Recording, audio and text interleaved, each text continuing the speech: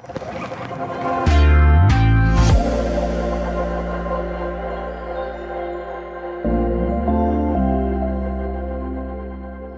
quiero pedir que me acompañen en el Evangelio de Juan, capítulo 11. Yo voy a hablar de resurrección esta noche, pero no de la de Cristo, sino una resurrección que hizo el Señor. Ahora lo vamos a ver, sobre otra persona, sobre alguien conocido. Seguro hemos leído y escuchamos la historia de Lázaro. Pero tengo cosas muy puntuales para compartirles aquí, porque entiendo que, como les decía al comienzo del servicio, la resurrección no solamente es lo que vamos a vivir cuando pasemos a la eternidad. Quiero que entiendas que el propósito de la resurrección es también transformar tu vida. Esa resurrección tiene que tocar cada área de tu vida hoy, aquí en la tierra. Transformando, cambiando, haciéndote una nueva persona, cambiando tu carácter, cambiando tus realidades. Yo creo que ese es el propósito de la resurrección. ¿Cuántos están de acuerdo conmigo? No solamente en esa gloriosa experiencia que vamos a vivir cuando Él nos llame allí al cielo, nos lleve a su presencia, cuando nos toque partir, que todo lo anhelamos, lo creemos, lo esperamos, sino aquí en la tierra es el poder de la resurrección. Así que, conforme a esto, yo quiero que nos metamos un poco en esta historia de Jesús. Para los que quizás hoy lo escuchan por primera vez, Jesús era muy amigo de una familia. A mí me gusta mucho esta historia porque veo a Jesús que tenía sus discípulos, sus seguidores, multitudes. Pero ¿saben qué? Jesús también tenía amigos. Y este es el caso justamente de esta familia. Eran 3 hermanos, Marta, María y Lázaro. 3 hermanos y vivían en una aldea, se ve que era una familia grande. Una aldea muy cercana a Jerusalén, a unos 3 kilómetros. Y los historiadores cuentan que cada vez que Jesús iba a Jerusalén a predicar, a ministrar, él, ¿saben dónde pasaba la noche? ¿Dónde dormía? ¿Dónde reposaba? ¿Dónde comía? En la casa de Marta, en la casa de María, de Lázaro, que era toda una finca donde ellos vivían, ¿no? Y la palabra nos cuenta que, aún siendo muy amigo de ellos, hubo un momento donde le llega un mensaje a Jesús. Le llegó un comunicado, le hicieron saber de que su amigo Lázaro, al cual él quería tanto, estaba pasando por una enfermedad muy fuerte. Una enfermedad terrible, y de alguna manera le estaban pidiendo a Jesús que vaya a ayudarles. Si ustedes se fijan ahí en Juan capítulo 11, versículos 5 y 6, me llama mucho la atención cómo lo describe allí, cómo el texto nos muestra la relación de Jesús con esta gente, con esta familia. Miren lo que dice. Jesús amaba a Marta, a su hermana y a Lázaro. A pesar de eso, cuando recibió la noticia de que Lázaro estaba enfermo, se quedó 2 días más donde estaba. Yo quiero que repitan esas 3 palabras. ¿Cuánto se quedó Jesús donde estaba? 2 días más. Amén. Y ese es el primer punto que hoy quiero tocar y que quiero hablar acerca de estos 2 días más. ¿Qué tiene que ver esto con nuestra vida? ¿Qué es lo que representa? Pero para que entendamos un poquito más, cuando Jesús se entera de la novedad, yo no sé qué harías vos si te enterás que un amigo tuyo está enfermo y está grave. Lo primero que se te ocurre es llamar a la familia. Imaginemos que no hay medios de comunicación como en aquel tiempo. Uno correría a ir a verlo, a ver si necesita algo, si está pasando un momento realmente grave, quiere uno ir a interiorizarse de lo que está pasando. El texto nos dice que Jesús los amaba a todos en esa familia. Pero cuando se entera de esa noticia, en vez de reaccionar y correr a ayudar, Jesús dice, me voy a quedar 2 días más donde estoy. 2 días más. Si uno estudia todo el pasaje, nota que esos 2 días fueron críticos, fueron realmente días que no solamente demoró la partida de Jesús, sino que impidió que Jesús de alguna manera pueda hacer lo que las hermanas estaban esperando. Para que entendamos un poco la historia, lo que anhelaban obviamente las hermanas de Lázaro era que Jesús le venga a sanar. Que Jesús haga un milagro como tantas veces habían visto. Y saben, cuando uno lee el pasaje, si se fijan ahí, por ejemplo, en Juan, capítulo 11, versículo 17, dice, cuando Jesús llegó a Betania, se enteró de que Lázaro ya llevaba 4 días en el sepulcro. Ahora fíjense el 20, yo les voy a leer el 20 y el 32 para que vean la reacción de Marta y la reacción de María. Miren la de Marta, versículo 20. Cuando Marta supo que Jesús llegaba, le salió al encuentro, pero María se quedó en la casa. Y Marta le dijo a Jesús, fíjense esas palabras: Señor, si hubieras estado aquí, mi hermano no habría muerto. ¿A qué le suena esa palabra? A un reclamo. Uno dice, bueno, no, pero Marta siempre era la que estaba ocupada. Algunos predicadores se atrevieron a decir, es que Marta era más carnal que María. María era más espiritual, porque hay otros pasajes que dicen que María se arrojaba a los pies del Señor a oír su enseñanza, mientras Marta solo se preocupaba en servir. Bueno, está bien, vamos a ver si es tan así. Vamos a ver cómo reaccionó María. Versículo 32 del capítulo 11. Cuando María llegó a donde estaba Jesús y lo vio, se arrojó a sus pies y le dijo, Señor, si hubieras estado aquí, mi hermano no habría muerto. La misma reacción que Marta. Podemos decir una más espiritual que la otra, no lo sé. Pero que a las dos, ¿no? Más allá de que eran muy distintas una de la otra, les tocó de la misma manera esta crisis. Estos 2 días más que Jesús demoró, provocó la misma crisis, quizás la misma incertidumbre. ¿Por qué hago énfasis en esto? Porque a veces uno dice, cuando pasa, y ahí me meto más en el tema, cuando uno pasa por estas circunstancias, donde en el fondo está diciendo, Dios, ¿dónde estás? ¿Por qué no viniste? ¿Por qué no estuviste ahí? Tanto en lo que quizás esperábamos que Él haga y no hizo, o en otra circunstancia que lo necesitábamos y no lo vimos actuar, o estábamos esperando un milagro y el milagro no llegó cuando lo esperábamos. Y sucede más allá de tu relación con Dios, que el ser humano quiebra y entra en esta crisis, como le pasó a Marta y a María, de reclamarle al Señor y decir, Señor, si tú hubieras estado aquí, esto no hubiera pasado. Si tú hubieras estado aquí, nuestro hermano no hubiera muerto. Quizás el tono de Marta o las expresiones de María fueron diferentes, pero el mensaje era el mismo, el reclamo era el mismo. Señor, no estuviste cuando te necesité. Y yo no sé cuál es hoy tu realidad o qué es lo que estás atravesando, pero tal vez te puedas sentir un poco identificado. Quizás alguna vez viviste una experiencia así, de decir, Señor, yo esperaba que obres y no vi tu mano allí, o hoy estás pasando por ese momento. Yo tengo algo que decirte en este punto, que lo titulé 2 días más, solo 2 días más. Eso que Jesús provocó, que fue una demora adrede, y yo tengo mi interpretación personal. Yo creo que Dios le marcó a Jesús. Él no hacía nada sin que el Padre le marque algo. Yo creo que tenía el deseo de correr a orar por Lázaro para sanarle, pero el Padre le dijo, no te vas a mover, te quedás. Yo entiendo eso, imagino que Jesús se movía según la voz de Dios. ¿Cuántos están de acuerdo conmigo en eso? Y por algo Jesús tuvo que quedarse esos 2 días más. Que quizás para Marta, escucha esto porque tal vez lo que te esté pasando, para Marta y María fueron críticos porque le arruinaron los planes.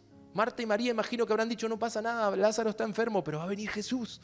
Si sanó a ciegos, sanó a paralíticos, lo va a sanar a nuestro hermano, él no va a pasar nada. Pero Jesús sabía eso, el Padre sabía eso. Y provocaron una demora, escuchá porque ahí hay algo para tu vida. Provocaron una demora que para Marta y para María quizás parecía un descuido. Uy, Dios se olvidó de Lázaro. Jesús se dejó estar y no vino cuando lo necesitábamos.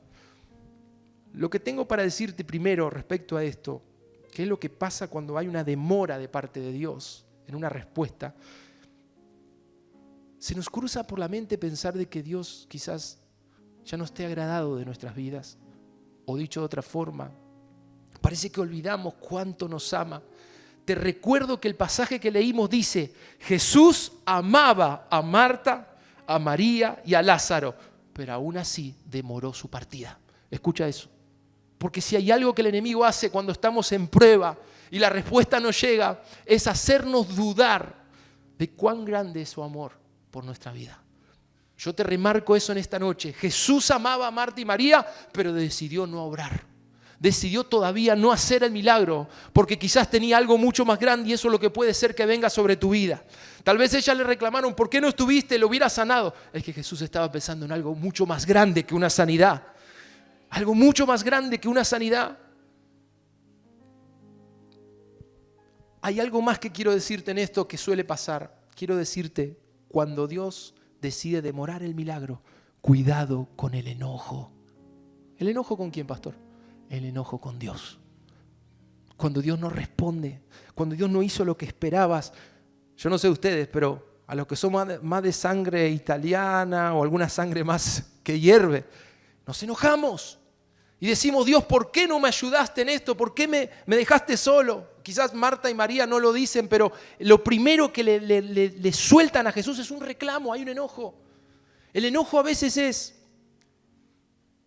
porque Dios no hizo lo que vos esperabas. El enojo a veces surge porque Dios no lo hizo como vos lo esperabas. Ellas creían en un milagro, pero Dios no tenía en sus planes hacer un milagro de sanidad. Tenía algo mucho más grande. Y eso trajo crisis. Y muchas veces esas crisis traen enojo contra Dios. Y ese enojo hoy hay que soltarlo en esta noche. Porque es una traba que te frena, que hay que soltarlo para que Dios pueda obrar. Amén. Jesús supo desde el principio que algo grande iba a pasar. Escucha, en Juan 11, versículo 4, yo se lo salteé, pero dice que cuando Jesús escuchó la noticia acerca de Lázaro, Él dijo, el resultado final de esta enfermedad no será muerte. A través de esto será revelada la gloria de Dios, a fin de que el Hijo de Dios sea glorificado. Jesús supo siempre lo que iba a hacer. Si en un momento de tu prueba has estado pensando y diciendo, Dios se olvidó de mí, me parece que Dios se lo olvidó. Y no solamente en pruebas grandes, a nosotros nos pasaba cuando atravesábamos pruebas que hoy pueden ser ridículas para algunos. Me acuerdo cuando pasamos en tiempos de escasez y decíamos, Señor, mañana tengo que pagar la luz porque me la van a cortar. ¿Cuántos han vivido experiencias así, no? Y parece que si Dios no te da la provisión antes de las 10 que vienen los de EDES a cortar la luz, uno dice, ay, Dios, me abandonaste. Cuando Dios estaba pensando sacarnos de esa escasez y que ni siquiera tengas necesidad de pedir para pagar la luz porque Dios te da recursos en abundancia, amén. Planes mayores tiene el Señor, cosas más grandes, aunque a veces esas pequeñas cositas generaban enojo, discordia, descontento, a veces como peleamos con Dios diciendo, Señor, ¿por qué no me ayudaste? ¿Por qué no estuviste ahí? Ahora yo veo, hago un paréntesis, en los dos reclamos, María y Marta le dicen, ¿por qué no estuviste? Y saben qué, yo creo que Jesús no estaba allí en cuerpo, pero en espíritu Él estuvo ahí. Porque él sabe la condición de Lázaro, sabe que estaba padeciendo y que iba a morir. Pero Jesús ve más allá, digan conmigo, ve más allá. Jesús dice, Él va a morir, pero va a resucitar. Voy a hacer un milagro más grande. Y nosotros ahí peleando, Señor, ¿por qué no lo sanaste? ¿Por qué no lo sanaste? Voy a hacer algo más grande. La realidad es que luego del reclamo de Marta, ahí fíjense en Juan capítulo 11, versículo 23, lo segundo que quiero hablarte, es esta revelación que Jesús le da a Marta y que hoy la iglesia tiene que entender bien. Dice, luego que Marta le reclamó, en el 23 dice, Jesús le dijo, tu hermano, escucha esto, tu hermano se levantará de nuevo. Fue bien directo. Le dijo, tu hermano se levantará de nuevo. Va a volver a vivir. Y ella le dice, sé que se levantará en la resurrección, en el día final. Respondió Marta. Y Jesús dijo, yo soy la resurrección y la vida. Aquellos que creen en mí vivirán aunque mueran. Y todos los que viven en mí y creen en mí no morirán jamás. ¿Crees esto? Y yo traigo esta palabra hoy a cada uno de ustedes, a cada uno de nosotros. Como que el Señor hoy nos dice, ¿vos creés realmente que yo soy la resurrección y la vida? Que el que en mí cree no morirá jamás, no solo en el día final. Y aquí quiero hacer una aclaración, porque vi algo hoy aquí en este pasaje y quiero compartírtelo. Vi algo que tal vez en otra oportunidad no había notado. Pero lo que yo veo en Marta, fíjense cuando Jesús le dice, yo soy la resurrección y la vida. Y le dice, tu hermano se levantará. Fíjense el 24, Marta le dice, yo sé que se levantará, pero no ahora. No ahora. Yo sé que se levantará. El día final, cuando estemos en el cielo, pero no ahora. ¿Saben qué? Yo quiero hacer ahí una aclaración. Marta no está creyendo. Marta tiene una esperanza. Escuchen esto. Marta tiene la esperanza, como muchos cristianos hoy, de que un día vamos a resucitar. Un día estaremos en la gloria. Y gloria a Dios por eso. Así debe ser. Y esa es una esperanza que no tiene fecha. Pero sabemos que un día Él nos llevará a su gloria. Pero la esperanza no tiene la capacidad de ponerle fecha a tu milagro. Es la fe la que desata el milagro aquí y ahora. ¿Cuántos me están entendiendo? ¿Por qué se lo digo? Porque cuando Jesús le dice, le está diciendo, vos entendés, Marta, que hoy tu hermano se va a levantar de la tumba. Hoy tu hermano se levantará, no algún día, hoy. Y Marta no entiende, dice, yo sé que un día se va a levantar. ¿Y saben cuántas veces yo escucho al cristiano de hoy hablar así? Yo sé que un día el Señor me va a sacar de esta situación, algún día Él me sanará. ¿Saben, mis hermanos? Eso jamás va a provocar un milagro, es una esperanza. A veces hasta la gente que no conoce a Jesús tiene esperanza. O no escuchan a veces en la calle que dicen, sí, vamos a ver si ahora el país va a andar mejor. Eso es esperanza. Pero la esperanza, no digo que esté mal, es buena, pero la esperanza necesita estar cargada de fe. ¿Qué es la fe? La fe es la seguridad de que lo que estoy esperando va a venir un día y va a venir ahora. Amén. La fe es concreta, tiene fecha. Tu fe es lo que Jesús está buscando para levantar a tu hermano. Tu fe es lo que Jesús está buscando en vos y provocarte para que vos te levantes en ese poder de resurrección. Entiéndame bien, iglesia, ojalá pueda ser claro en esta noche. Esa esperanza que a veces tenemos por ser cristianos de años, evangélicos de muchos años, y conocer la Biblia. Sí, yo sé que la Biblia dice que Él suplirá todo lo que os falte. ¿Y cuándo? Y algún día eso va a venir y voy a salir de la miseria, de la ruina. Mis hermanos, la fe es lo que trae aquello que estás esperando, lo trae a tu presente, lo trae al aquí y ahora. Esa es la fe que Jesús está queriendo provocar en Marta. Por eso le dice, Marta, ¿tú crees esto? ¿Realmente lo crees? Y si Marta hubiese sido sincera, hubiera dicho, Señor, es que yo espero que algún día esto llegue, pero no tengo la capacidad de creerlo para hoy. Sé que algún día puede venir, algún día será. Y Jesús no le está hablando de algún día, Jesús le está diciendo, hoy tu hermano se levanta, hoy tu hermano se levanta. A mí me impacta esta palabra, en esta versión dice, tu hermano se va a levantar. Tu hermano se va a levantar de vuelta. ¿Y por qué no hoy podría decírtelo a vos mismo? Decirte, sabes que Dios te va a levantar, te va a sacar de esa condición. ¿Crees esto? ¿Crees esto? Él va a levantarte, va a sacarte de ahí. No sé cómo lo va a hacer. Ni los pastores saben cómo lo va a hacer.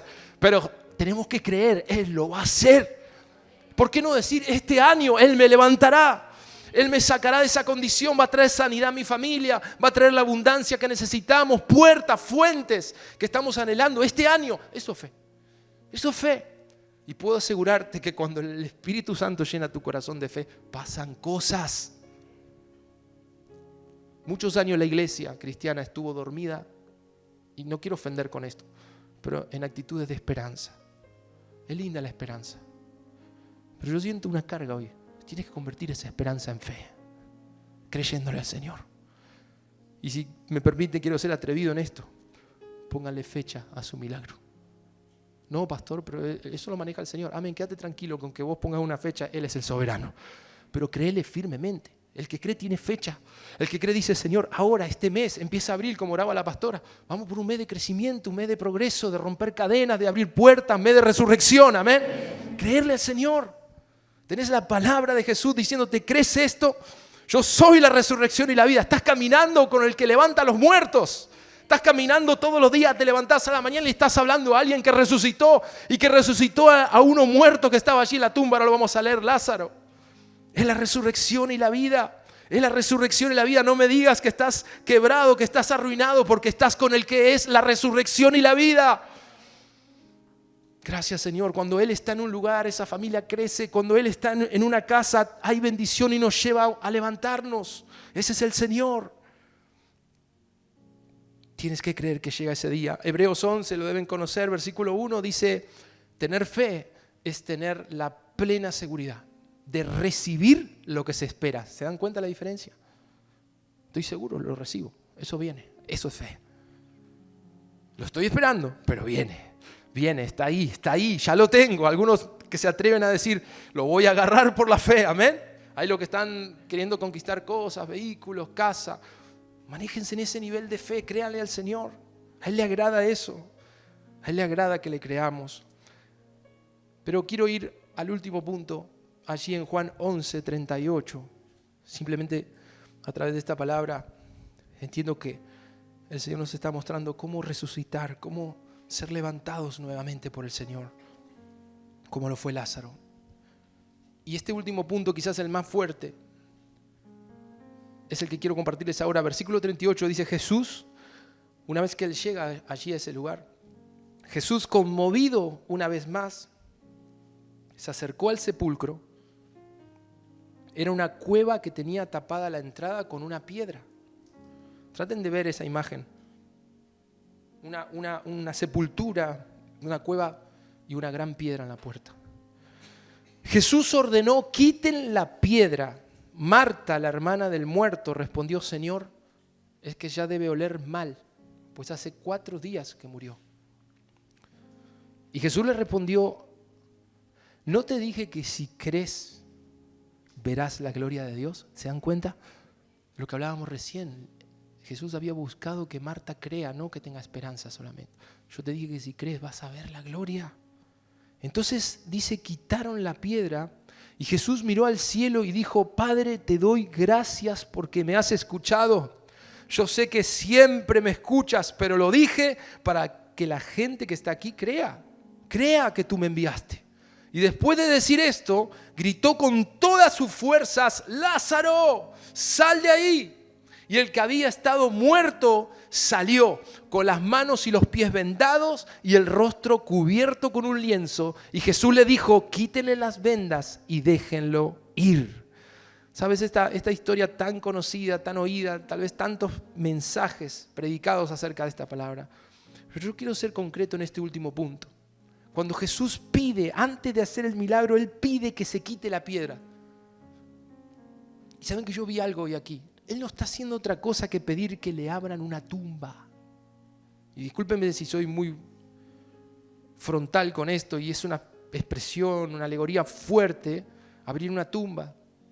Pero Jesús está pidiendo eso. Está pidiendo que abran una tumba con uno que estaba muerto hace 4 días. Algo ofensivo para la familia, algo incómodo. Marta con cierta delicadeza le dice, es que 4 días, Señor. El cuerpo está en descomposición. 4 días de muerto. Y Jesús dice, si quieres ver el milagro, necesito que me abras la tumba. Tienes que abrir tus tumbas. Tienes que abrir tus tumbas. Eso es lo que Jesús le está diciendo a esta familia.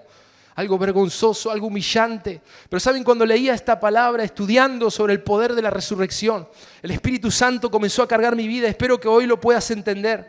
Pero hay algo que entendí, que si no abrimos esas tumbas delante del Señor, y ahora voy a hablarte qué son esas tumbas, es imposible que el milagro comience. Esa parte nos toca a nosotros. Es abrir esa parte que quizás está muerta en nuestra vida. Y les digo que muchas veces desde la pastoral quisiéramos a veces ayudarles. Y suele pasar que no todos abren esas tumbas. Al ser humano le cuesta abrir esas tumbas, ¿o no? Y mostrar nuestras miserias. Yo veo aquí en esta palabra una realidad. ¿Quieres el milagro? Yo te dije que si crees vas a ver la gloria. Pero hay algo que tienes que hacer, me tienes que abrir esa tumba. Abrir esa tumba era desnudar esa condición de muerte. Y claro, iba a haber un mal olor. Y eso es incómodo, era algo horrible. Pero era la manera de comenzar el milagro, de comenzar lo que Dios tenía planeado para esa familia y para Lázaro. Realmente este ha sido un milagro impresionante. Los médicos hablan de que cuando un ser humano está segundos muerto, las neuronas se comienzan a morir en el cerebro y quedan siempre alguna deficiencia. Imagínense 4 días muerto. No solo fue un milagro de resurrección, tuvo que restaurar tejidos, células muertas en ese cuerpo. Los órganos se colapsan cuando se muere en unos minutos la persona en un infarto. Siempre queda dañado un riñón, un pulmón, algún órgano queda dañado. Yo recuerdo cuando mi padre pasó por una condición de infarto, que él sobrevivió al infarto en ese momento, pero el médico nos dijo, pero ustedes saben que tiene todos los órganos comprometidos. El riñón, el pulmón, el estómago, todo dañado por minutos de que duró el infarto. Entonces yo cuando leo esta historia digo, Señor, qué glorioso lo que hiciste allí. Así que hoy nadie puede decir, pastor, yo no abro mis tumbas porque mi situación es realmente delicada. Nadie hoy puede decirme, no, es que no quiero, pastor, porque no sé si Dios va a poder hacerlo. Dios va a poder hacer un milagro en esa condición. Sea lo que sea, esa tumba tienes que abrirla delante de su gloria y Él va a entrar a ese lugar. Yo lo veo a Jesús, aunque aquí no entró, pero veo que Él va a entrar a esas tumbas para sacarte de allí, para traer resurrección. Déjame compartirte, anótalo nada más en Ezequiel 37, versículo 12 al 14. Escucha esta palabra del Señor para tu vida. Dice, así que profetiza y diles que esto es lo que dice el Señor Dios. Pueblo mío, voy a abrir tus tumbas y te sacaré de ellas y te llevaré de vuelta al país de Israel. Entonces sabrán que yo soy el Señor cuando abra tus tumbas y los saque de ellas, pueblo mío. Pondré mi espíritu en ustedes y volverán a vivir. ¿Cuántos reciben esa palabra? Y los llevaré de vuelta a su propio país. Entonces sabrás que yo, el Señor, he hablado y lo cumpliré, declara el Señor. Una de las evidencias más grandes de que Dios está vivo, de que Jesús vive, es que Él entró a nuestras tumbas y nos sacó de ese lugar. Nos sacó para vida y es lo que quiere hacer con tu vida hoy. Si hay algo que todavía está muerto, no le tengas miedo. Dios va a sacarte de esa condición. Él puede sacarte, pero es necesario que abras tus tumbas. Si me preguntan, a mí me gusta en la prédica ser bien práctico. Para mí una de las maneras más prácticas de abrir una tumba es confesando nuestros pecados. Pastor, yo no sé por qué estoy luchando con esto hace años y no puedo superarlo. Es porque has intentado solo. Y hace años que estás intentando solo. Pero cuando vos abrís esa tumba, ¿a quién, pastor? ¿A cualquiera? No a cualquiera. A quienes Dios te ha puesto en confianza, en reserva, para que oren por tu vida, para que ministren tu corazón. Y yo sé que esta prédica puede desatar consejería y algunos de ustedes necesiten charlar. Quizás alguien que me ve, que hoy no está aquí, nos está viendo en la prédica por YouTube. No hay problema, aquí estamos los pastores, amén. Vamos a atender esas tumbas. Pero yo sé algo, los que abran las tumbas, Jesús va a entrar en ese lugar y va a levantar nuevas vidas, amén. Pero ¿sabes qué? Tengo que ser sincero. Hay que confesar. Dice 1 de Juan 1, del 8 al 9. Si decimos que no tenemos pecado, estamos engañándonos a nosotros mismos. Y no tenemos la verdad. Pero si confesamos a Dios nuestros pecados, Él, que es fiel y justo, nos perdonará y nos limpiará de toda maldad. ¿Amén? Hay que sacarlo de ahí. Lo que está ahí tapado hay que sacarlo. Siempre me escuchan decir en los talleres, lo hemos dicho con mi esposa como pastores, no nos gusta como pastores revolver el pasado de nadie, no somos quién. Ni me gusta que como hermanos estemos revolviendo nuestro pasado, eso no. Pero sí entiendo algo del Espíritu. Hay tumbas, hay áreas muertas en nuestra vida que tienen que ser abiertas delante de Dios todavía. Si todavía hay algo que no resucitó en tu vida, eso necesita atención. ¿Y a qué se refiere, pastor? Cualquier área. Puede que haya una relación rota en tu vida con algún familiar y eso es un área muerta que tiene que confesarse. Necesitas ayuda. Tal vez un vicio, tal vez algo que estás habituado pero que es pecado. Créeme algo en esta noche. Si pides ayuda es más fácil. Abriendo esa tumba, pidiéndole al Espíritu Santo. Esto es un acto de humillación. Y saben que muchas veces pasamos por cosas muy feas en la vida, humillaciones. Y decimos, Señor, ¿por qué nos está pasando esto? Quizás es porque el Señor está provocando, empujándote a que puedas abrir esa tumba de una vez por todas, dejar que el Señor entre ahí. Y uno a veces lo que más hace es cerrarla, ¿no? No dejar que nadie conozca. Pero el secreto para ser resucitado es aprender a abrir nuestras tumbas. A la persona indicada, por supuesto. Para que el Espíritu Santo pueda ministrar cada área. Bueno, esto lo hemos hablado cuando hay cuestiones en la economía. Siempre les hablamos como pastores, déjense aconsejar, déjense corregir. Y yo, si tengo que ser sincero, a mí tampoco, a mi propio pastor, no me gusta ir a contarle mis miserias. Le quiero hablar de victorias, le quiero hablar de qué bien que me está yendo, pastor. Pero saben que si queremos ser una iglesia sana y resucitada por el poder del Señor, a los pastores, por lo menos a los pastores, es necesario que le cuenten las victorias y también las miserias. Yo se los pido como pastor, porque es la mejor manera de pastorearles. Aunque lo que me tenga que contar sea horrible, pero nunca van a recibir, y eso me comprometo, nunca van a recibir una condenación, porque nosotros no la recibimos de parte de Jesús. Amén. Pero es necesario abrir esas tumbas. Vuelvo a esa palabra y con eso cierro. Cuando Jesús le dice a María, ¿no te he dicho que si crees verás la gloria? Pero córreme esa piedra, abrime esa tumba, abrime esa tumba. El Espíritu va a entrar, Él va a hacer la obra. Ponete en pie en esta noche, por favor. Gracias, Espíritu Santo. Saben que no quiero solo orar por este último punto. El Señor hoy me habló fuertemente que las tres áreas que mencioné, tanto la primera como la segunda y la última, todas estas áreas necesitan hoy ser ministradas. Cuando hablé al principio de la demora que provoca enojo en nuestra vida, una queja, ¿por qué, Señor, no lo hiciste? ¿Por qué todavía no obraste? Tienes que entregarle eso al Señor esta noche. Lo sentí muy fuerte hoy y quiero orar por eso. Lo segundo, lo que muchas veces te has movido en esperanza, y no está mal que tengas esperanza, pero convierte tu esperanza en fe. Convierte tu esperanza en fe tomando esta palabra esta noche. Tomando esta promesa de Jesús, tu hermano se va a levantar hoy. Se va a levantar. Voy a hacer algo tremendo sobre tu vida, sobre tu familia. Y por último, gracias, Señor, abrir esas tumbas. Abrir esas tumbas. Gracias, Señor. Vamos a orar. Gracias, Señor, en esta noche yo te doy gloria por tu palabra que es precisa y porque esa obra que vimos en Lázaro, que tú viviste también al tercer día levantándote de entre los muertos, es una marca para tu iglesia, es una esencia de tu iglesia, ser gente resucitada por el Espíritu Santo, gente que se levantó de pozos tremendos, de angustias, de depresión, de amarguras, de enfermedad. Esa es la esencia. Toma esto, iglesia, toma esto, porque yo siento que esa es la marca de una iglesia avivada, una iglesia que es levantada por el Espíritu Santo. No necesitas ser alguien perfecto, simplemente abrir tus tumbas delante de Él. Oh sí, Señor, ven, ven esta noche. Ven, Espíritu Santo, ven.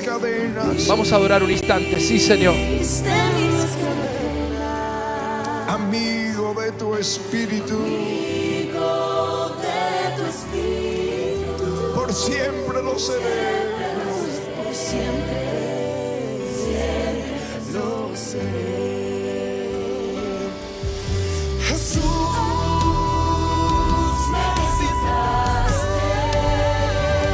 rompiste mis cadenas.